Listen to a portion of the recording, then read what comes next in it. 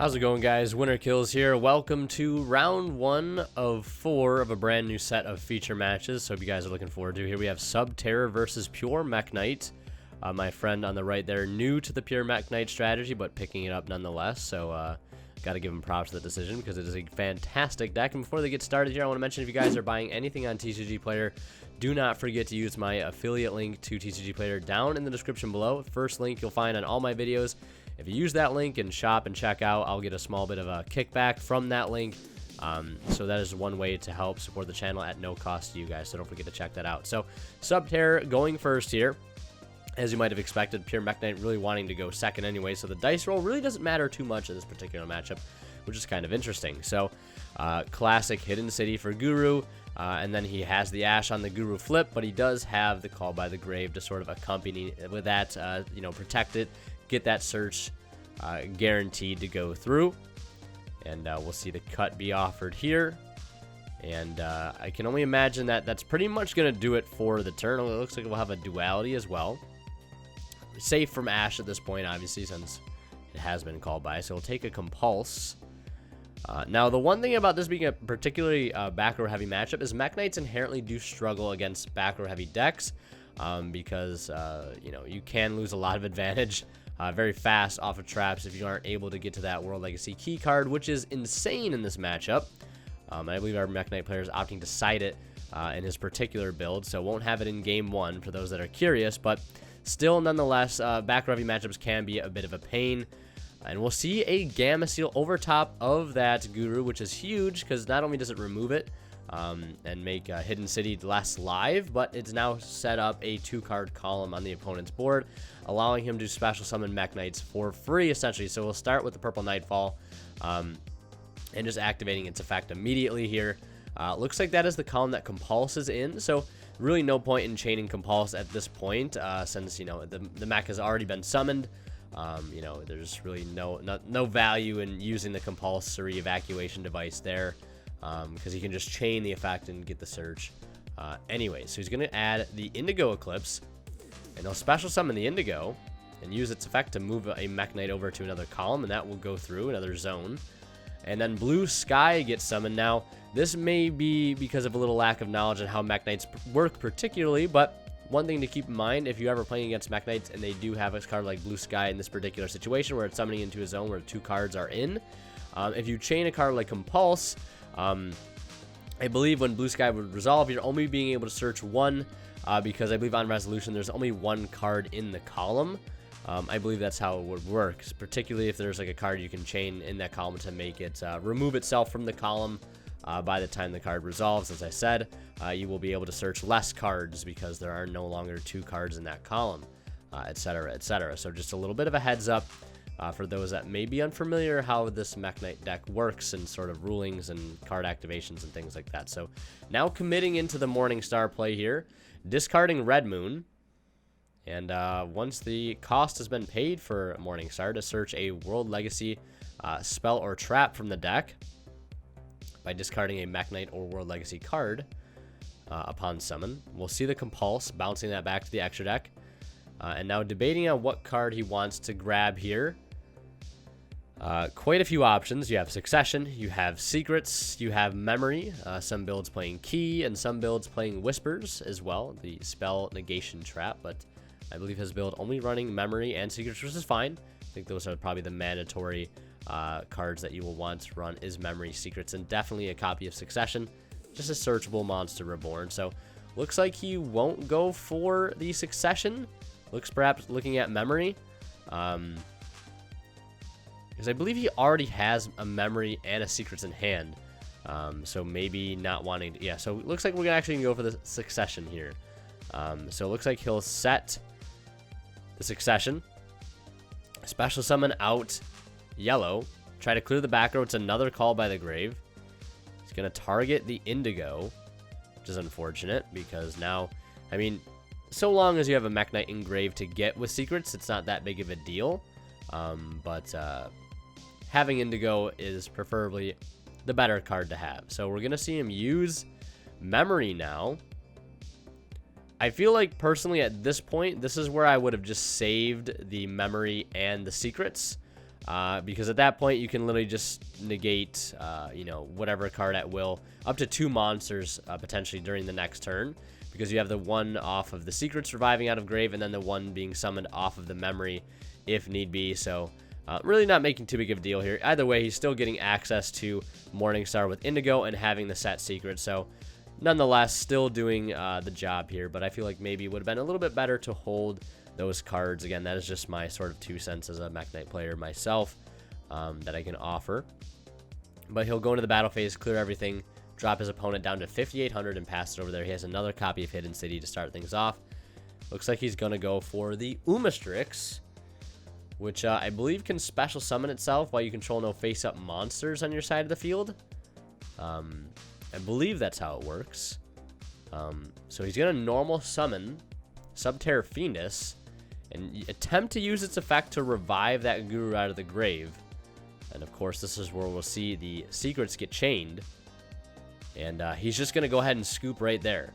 So that effect will be negated since a Mekk Knight was in the column that card was in upon activation. So that will do it for game 1. We're going to head into game 2. And of course, I want to mention a quick shout out to our sponsor, Imperium Duelist.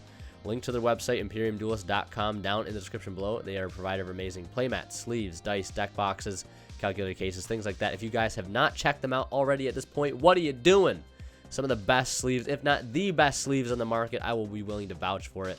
Check them out. Use that discount code WINNERKILLS10 off at checkout to save 10% off your entire order. Help support the channel in the process. So, Mekk Knight's being made to go first here. They'll have to pass, which is not, you know, an uncommon thing. If Mekk Knights are made to go first with a particular hand, oftentimes it is just pass with no cards being played. So I'm not too surprised there. And it looks like we'll see D-Shifter being activated at the start of our Subterror player's turn. Following that with the Extravagance. Imagine shotgunning the D-Shifter in the standby phase, as it would have to be, because Extravagance has to be the first card played in the main phase. And then we'll see Hidden City for Guru, and then holding that Imperm for the Guru flipping face up. So we'll lose out on a search there, which is pretty key. Both players remembering that the Extravagance would be banished by the effect of D-Shifter, and same thing with the Impermanence. Not that would make too big of a difference here. I don't think he has any way to recycle the Extravagance, but want to maintain the game state as best as possible, of course. So here in game 2, you can imagine that World Legacy key is in the main deck now from the side, and I believe he's actually opened it, which is incredible. And I wanted to go back to what I was saying earlier.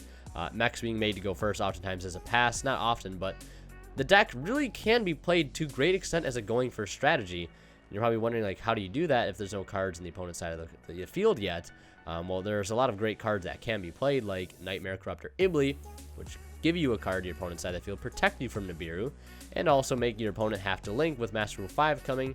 That gets a little bit better, and then you can go into that Salmon Great Almiraj to make life a little bit easier as well. So key being played first, and then basically this means all of his Mekk Knights are clear to go through without interruption, so long as there is a Mekk Knight in the column that a trap is trying to activate, and those effects will be negated, which is incredible in a matchup like this. That is your saving grace in a match like this. You can really just, at this point, the way I would play it is there's no need to sort of invest into any other plays than you need to. At this point, you just try to get as many mechs on the board as possible, and you're turning off as many trap cards as he has as possible, giving him very little room to be able to, you know, set a card in a column where there isn't already a mech or a mech that can't move to it already. And it just looks like he has that copy of Secrets in hand, too, and a copy of Trap Trick as well. So at this point, just swarming the board with Mekk Knights. Guru having, I believe, 17 defense. So I believe Blue Sky able to get over it, and then swinging in with 23 from Red and 24 from Indigo, dropping him down to 33. So already pretty low in the life point game very early on, like we saw in game 1. And that's going to do it for his turn. Not really needing to go into the extra deck.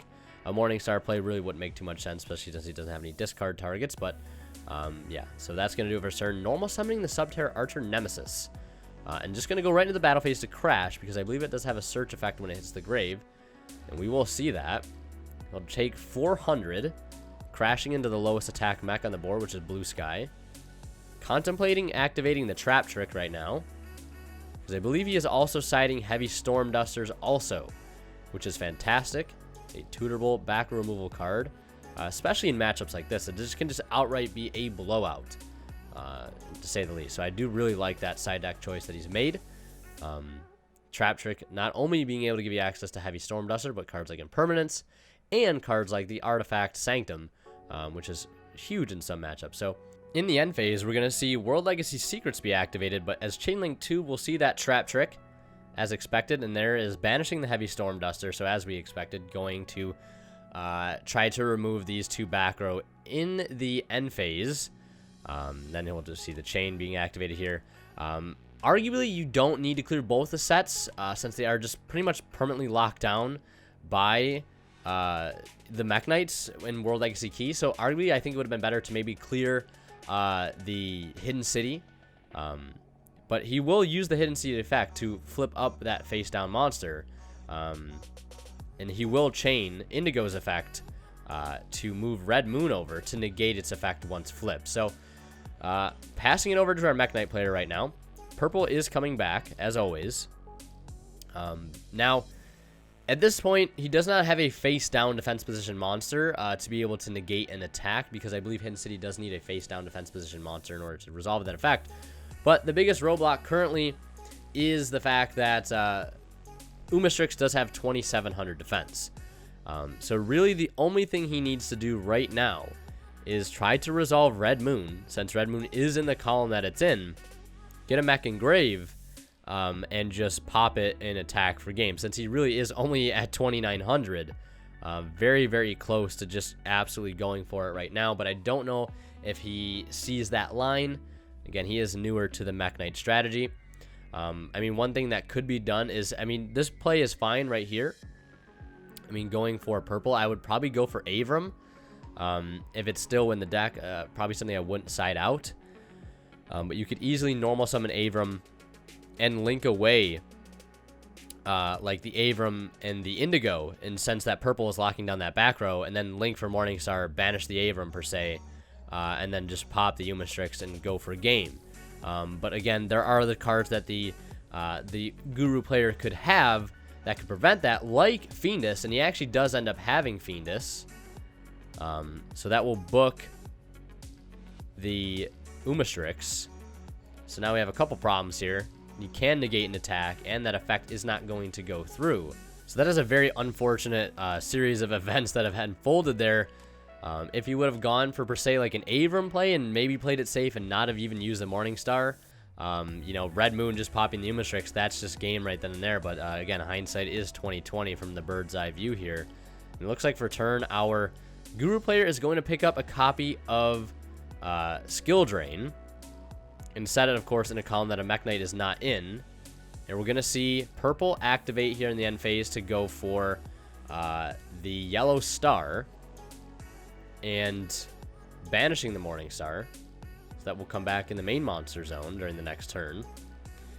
Actually not adding yellow star, but looks like going for a copy of blue nonetheless. So again, this also, as we talked about earlier regarding the compulse on the blue, you know, resulting in less searches, this also may be a bit of a lack of, you know, understanding of how Mekk Knights work exactly. At this point in the draw phase, the skill drain could have been chained while there was no Mekk Knight in that column, because skill drain can be turned off by key so long as there is a Mekk Knight there when it is activated, when it is flipped up. So long. That's how continuous traps, I believe, are negated. That's, I believe, how we had a judge rule it at our locals. So long as a Mekk Knight is there when that continuous trap is activated, the effect is permanently turned off until there is no longer a Mekk Knight in that column. And once the Mekk Knight leaves that column, that's something like there can be only one or skill drain is in. That trap is turned back on indefinitely, even if a Mekk Knight were to go back into that column that it was played in. So it looks like he'll link the Ash for Elmer Judge. Put a little bit of an emphasis on that. Elmer Judge, just like that. I don't know what's wrong with me. I get a little loopy sometimes doing these commentaries. Bear with me, ladies and gentlemen. Bear with me. Consider hitting that join button below if you want to help my sanity stay at a somewhat normal level, help support the channel, get some exclusive perks and rewards, and be one of the elite few. that are members of the channel. So check that out, that blue join button down below. But he's going to commit to a Morningstar play, discarding Indigo as cost, and there's Ash Blossom. Miss Blossom always getting in the way of things. Very annoying. You hate to see it, but it is just how things have unfolded. Now, the way it stands, there is, like, I'm just trying to like quickly analyze this as I'm commentating, but is there a way that he could possibly make a, I think there is possibly a way that he could have attacked directly right here and gone for game. Because he could have possibly linked for the Spectrum Supreme while there was where the Morningstar currently is, and then sent off the key, but you don't want to send off the key. So yeah, I mean, I guess there really isn't. Yeah, I guess there isn't a way that could have worked out, because if you send off the key, then you're just opening up a whole bunch of traps, which just unleashes who knows what. So it looks like he's picked up another card here, and he's setting it during the Guru player's turn. Umerstrix luckily can't activate thanks to secrets. But he does have a monster that is big enough to get over that 2700 defense, and he does not have a monster in face down defense position in which he can negate attack with Hidden City.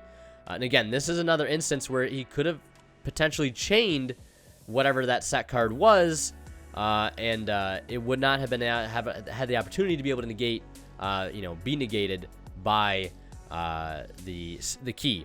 But it was a compul, so not making too big of a difference there. Bouncing one monster back, not making too big of a difference. The skill drain could have made a bit of an impact, but ultimately not too much in my opinion. But yeah, so Mekk Knight's taking this match 2-0. I mean, seeing key turn 1, what are you expecting? It's a very, very powerful card against many back row heavy matchups. So yeah, that's going to do it for this one. Hope you guys enjoyed. Leave a like if you did, and let me know what you think down in the comment section below. And of course, a huge shout out to my tier 3 supporters here, my tier 3 YouTube members, Academic Thick, Travis Harris, and Ty. I very much appreciate your guys' support, and hope you continue to support the channel in the way that you guys have done so. Yeah, those guys want to kill sign out. We'll see you guys in the next one.